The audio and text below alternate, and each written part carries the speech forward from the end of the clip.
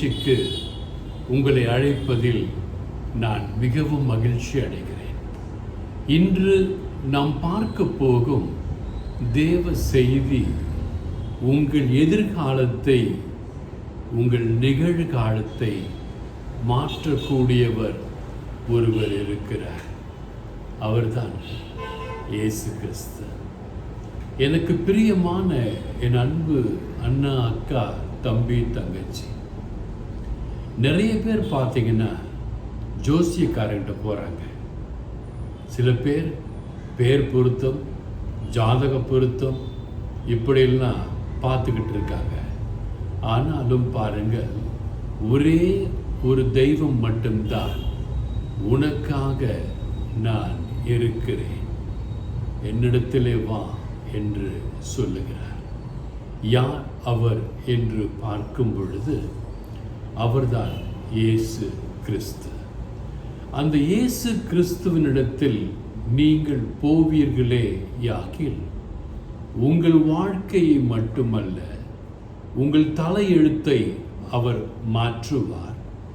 உங்கள் களஞ்சியங்கள், அதாவது உங்கள் வீட்டிற்கு தேவையான அத்தனையும் கொடுக்க வல்லவராய் இருக்கிறார்.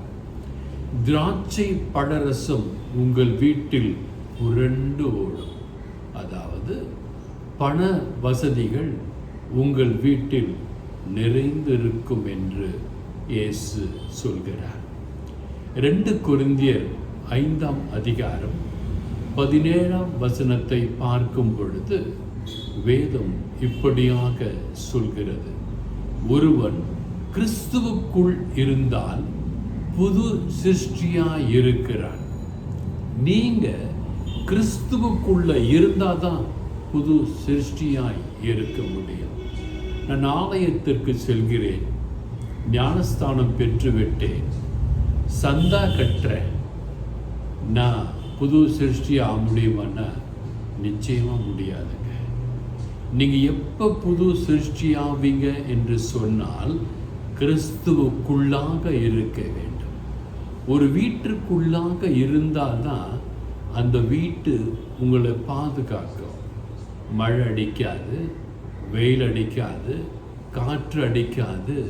அந்த வீட்டின் பாதுகாப்பிற்குள்ளாக நீங்கள் இருப்பீர்கள். அவ்வாறு கிறிஸ்துவுக்குள் நீங்கள் இருந்தால் புது சிருஷ்டியாக நீங்கள் இருப்பீர்கள்.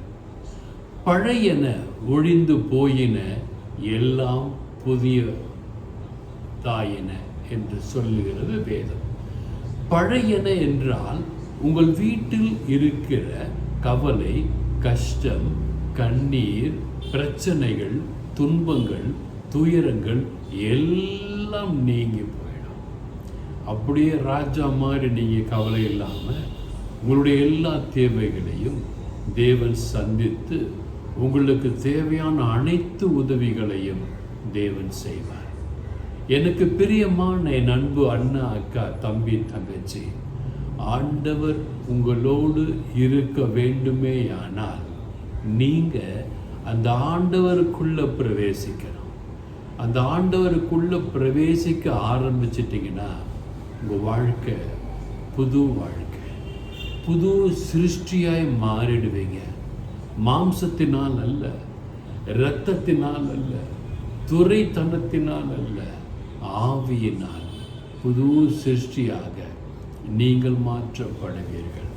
மத்தேயு 24ஆம் அதிகாரம் 35ஆம் வசனம் இவ்வாறு சொல்கிறது: வானமும் பூமியும் ஒழிந்து போகும். நல்லா கவனிங்க, வானம் பூமி ஒழிந்து போகும், என் வார்த்தைகள் ஒழிந்து போவதில்லை என்று வேதம் சொல்லுகிறது. வானம் பூமி கூட ஒழிஞ்சு போயிடுங்க, ஆனால் ஆண்டவராக இயேசு கிறிஸ்து சொல்லுகிற எந்த ஒரு வார்த்தையும் ஒழிந்தே போவதில்லை. ஏனென்றால் ஒவ்வொரு வார்த்தையும், இயேசுவின் ஒவ்வொரு வார்த்தையும், இந்த பைபிளில் இருக்கிற ஒவ்வொரு வார்த்தையும் ஒழிந்து போகாத வார்த்தை. நீதிமொழிகள் 16:3 பார்க்கும் பொழுது, உன் செய்கைகளை கர்த்தருக்கு ஒப்புவி, அப்பொழுது உன் யோசனைகள் உறுதிப்படும் என்று வேதம் சொல்லுகிறது.